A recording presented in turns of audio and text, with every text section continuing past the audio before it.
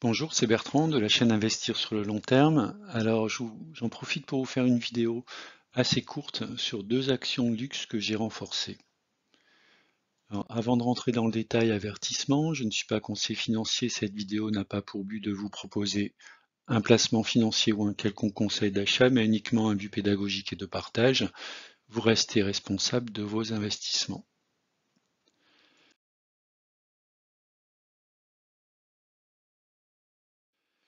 Alors, LVMH a publié donc cette semaine, le 10 octobre, ses revenus pour le troisième trimestre 2023. Alors, l'objectif de la vidéo, c'est pas de revenir sur les résultats.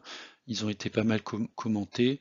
Je vous mettrai en lien l'accès vers le document.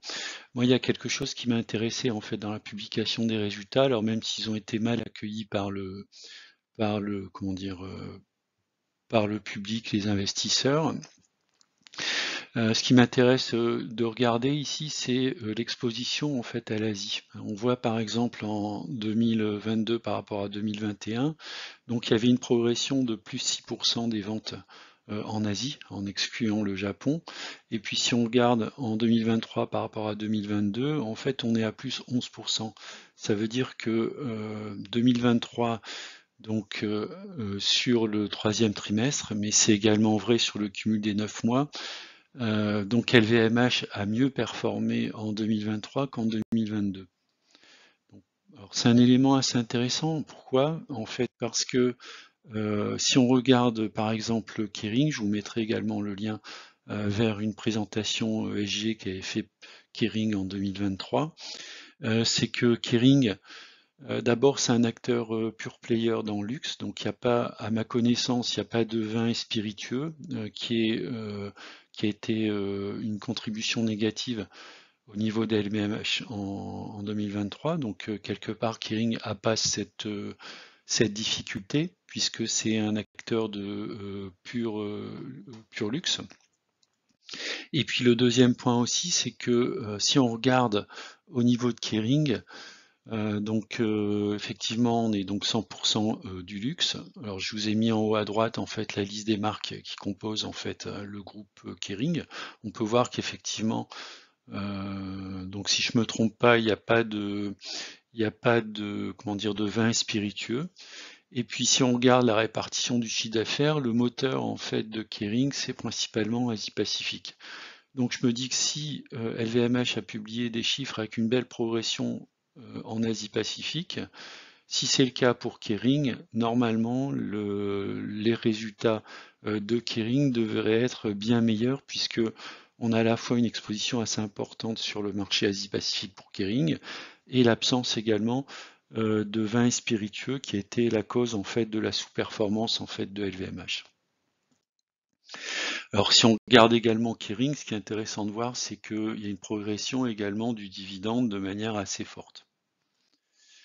Si on regarde maintenant l'évolution comparative des deux cours, donc LVMH et Kering depuis le début de l'année, alors on voit effectivement dans les deux cas on a quand même une évolution assez similaire, hein. On pourrait tout à fait confondre les deux cours, même si Kering a connu par rapport au 1er janvier une dégradation un peu plus forte de son cours, autour de moins 10%, alors que LVMH s'est maintenu, hein. Si on compare le cours de début de l'année avec le cours actuel, on est quasiment stable.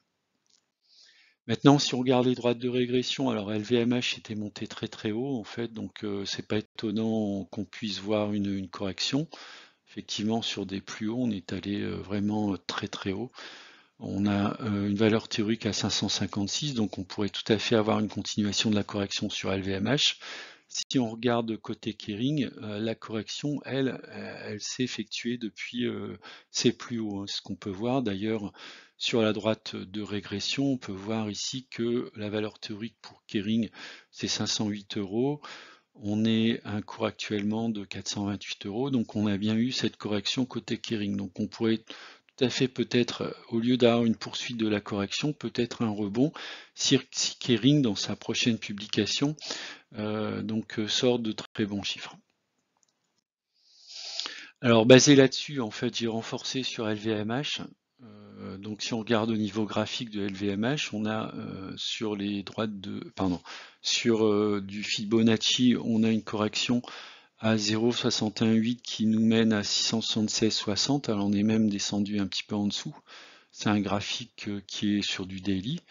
Donc on a rebondi à peu près sur cette Fibonacci. Alors peut-être qu'on va continuer à descendre, mais en tout cas on a rebondi. Donc j'en ai profité pour passer un cours en fait, un ordre d'achat, une action à 176,80.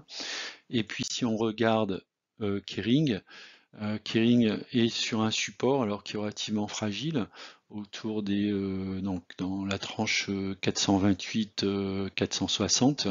Donc j'en ai profité pour passer un ordre à 426,45. On était tout en bas en fait du support. Alors là par contre on est sur du weekly, c'est pas du daily, du weekly. Bon, j'ai renforcé sur le support qui a quand même bien tenu dans le courant de l'année 2022. Alors peut-être qu'avec la publication des résultats le cours pourrait repartir vers le haut, c'est pour ça que j'ai souhaité renforcer en fait sur Kering.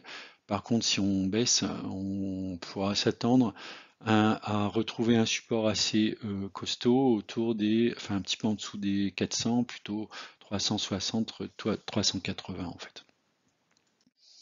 Alors, ma stratégie en fait sur ces deux acteurs du luxe, Kering et LVMH, c'est de renforcer en mode DCA sur support clé. C'est-à-dire que je ne vais pas faire un DCA mensuel de manière automatique, je vais tout simplement attendre en cas de rupture d'un support, eh bien je vais tout simplement attendre que les actions aillent sur le support suivant pour me renforcer. Alors, de manière transparente, je partage avec vous ma position que j'ai sur les deux actions. Sur Kering, en fait, donc j'en ai 4.